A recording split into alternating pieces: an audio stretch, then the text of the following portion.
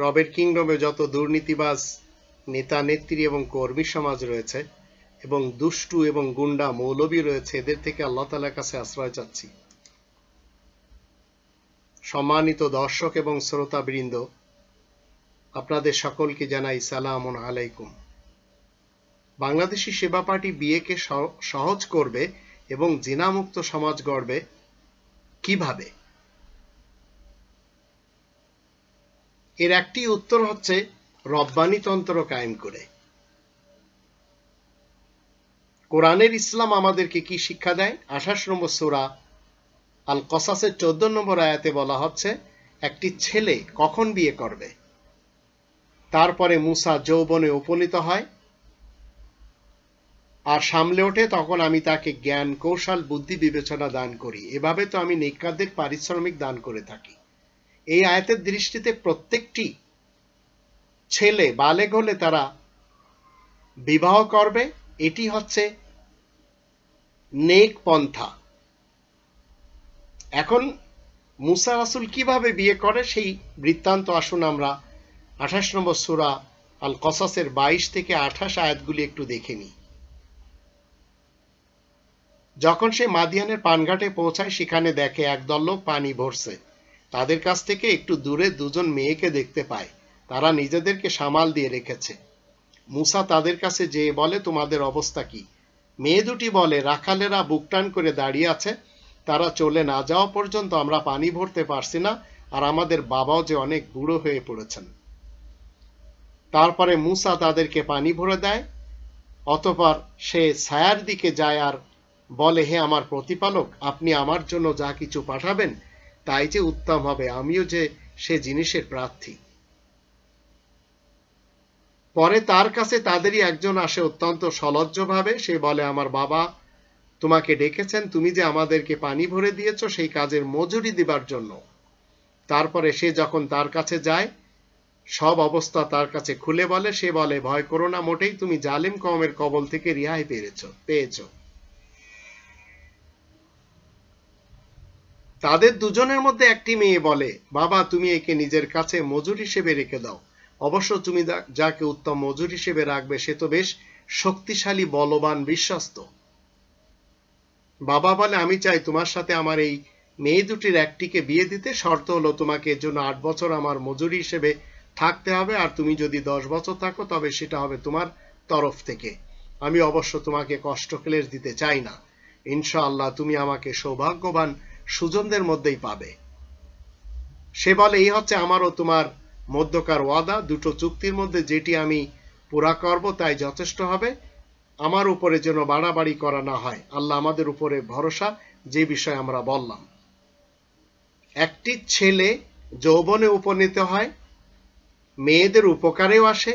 মেয়েরা ছেলেটিকে দেখে দুটি শব্দ বলে, ইন্না খায়রা মান ইস্তাআজারতাল কবিয়ুল আমিন, বিশ্বস্ত, আমানতদার এবং শক্তিশালী।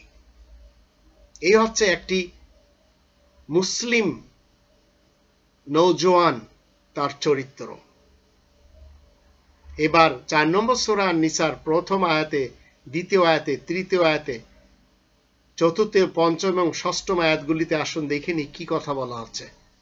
একটি মেয়ের বয়স কেমন হতে হবে এবং একটি ছেলে মেয়েকে কিভাবে পছন্দ করবে। ইসলাম তো শিক্ষা দিচ্ছে প্রথমে মেয়েরা ছেলেকে পছন্দ করবে, তারপরে ছেলেরা মেয়েদেরকে পছন্দ করবে। আল্লাহ বলেন, শোনো হে মানব জাতি, তোমরা নিজেদের রবে তাকওয়া অর্জন করো, যিনি তোমাদেরকে একটি মাত্র কোষ থেকে সৃষ্টি করেছেন, তার মধ্য থেকে তার জোড়া সৃষ্টি করেছেন এবং সেই দুটো থেকে অসংখ্য পুরুষ ও নারী সৃষ্টি করেছেন।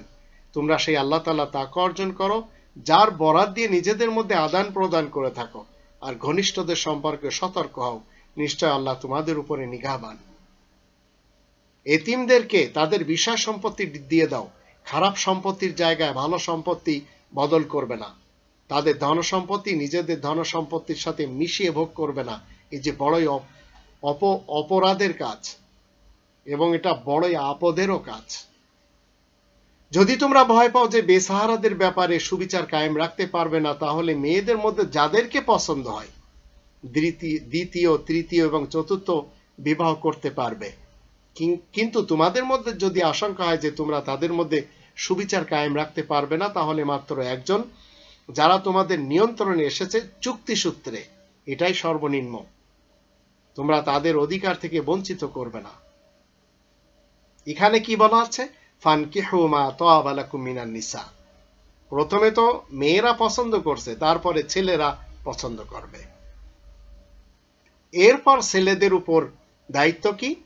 4 নম্বরের সূরা 4 নম্বর আয়াতে বলা আছে, তোমরা স্ত্রীদের ধার্যকৃত মোহরানা ও উপঢৌকন সহজভাবে দিয়ে দিবে। যদি তারা কিছু ছেড়ে দেয় নিজেদের ইচ্ছায়, তাহলে তোমরা তা খুশি মনে খেতে পারবে। 5 নম্বর আয়াতে বলা হচ্ছে, অবুঝদের হাতে তাদের বিষয় সম্পত্তি ছেড়ে দিও না, যা দিয়ে আল্লাহ তোমাদের দিন গুজরানোর ব্যবস্থা করেছেন। তা থেকে তাদের খাওয়া পড়া এবং ভরণ পোষণের ব্যবস্থা করো। তাদের সাথে সব সময় কি করো?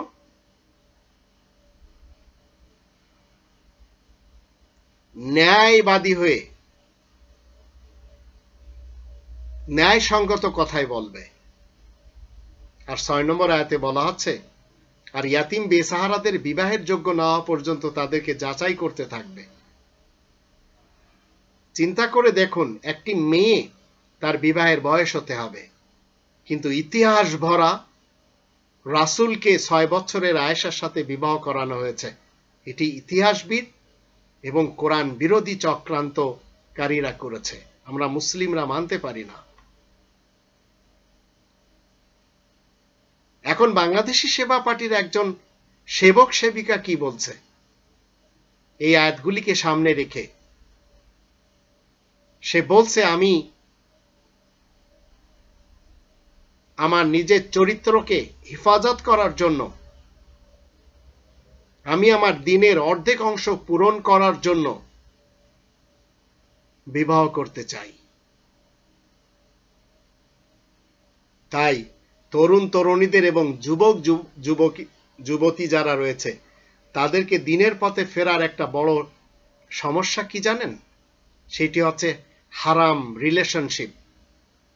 এর মতো জঘন্য পাপ থেকে বাংলাদেশি সেবা পার্টির একজন মুসলিম সেবক সেবিকা বাঁচতে চায়, চোখের হেফাজত করতে চায়। জিনা, ব্যভিচার, সমকামিতা এবং ধর্ষণের থেকে বাঁচার জন্য বালেগ হওয়ার পরে বিবাহ করতে চায়, বেহায়াপনার কাছ থেকে দূরে থাকতে চায়। এই সমাজের প্রতিটি মোড়ে মোড়ে আছে যৌনতাকে উস্কে দেওয়ার ভয়ঙ্কর নোংরা পরিবেশ। আর এই পরিবেশ তৈরি করেছে খুনি এরশাদ, খুনি খালেদা, খুনি হাসিনা। কারণ এরা মানে না রব্বানি তন্ত্র, তাদের কাছে রয়েছে বঞ্চিত তন্ত্র। একজন মুসলিম সেবক সেবিকা বাংলাদেশি সেবা পার্টির, সেই নোংরা পরিবেশ থেকে বাঁচতে চায়। তাই পর্নোগ্রাফির আসক্তি, অশ্লীল বই এবং কবিতা, এমনকি মৈথনের মতো জঘন্য পাপ থেকে বাঁচতে চায়। তাই সে বালেগ হওয়ার পরে বিবাহ করতে চায়, সে সাদাকা করতে চায়। সে চায় না তার সামনে যত দেশের ভাই বোনেরা হারাম রিলেশনশিপে জড়িয়ে পড়েছে, তাদের মতো সে হতে চায় না। সে অশ্লীল যত দৃশ্য রয়েছে সেগুলি দেখা থেকে বাঁচতে চায়। তাই সে বালেগ হওয়ার পরে বিবাহ করতে চায়। সর্বোপরি পাপ থেকে বাঁচতে চায়। কারণ কি জানেন? বাংলাদেশি সেবা পার্টির যুগ আসলে প্রত্যেকটি সন্তান বালেগ হওয়ার পরে বিবাহ করবে এবং সে হাই স্কুল থেকেই পড়াশোনা তো চালিয়ে যাবে, বালেগ হওয়ার পরে সে বিবাহ করে স্বামী স্ত্রী স্কুলে আসবে। এইটি করে দেবে বাংলাদেশি সেবা পার্টি। তাই বিবাহকে এরা সহজ করতে চায়। বিবাহ সহজ হলে জিনার, ব্যভিচারের, ধর্ষণের পথ অবশ্যই কঠিন হয়ে যাবে।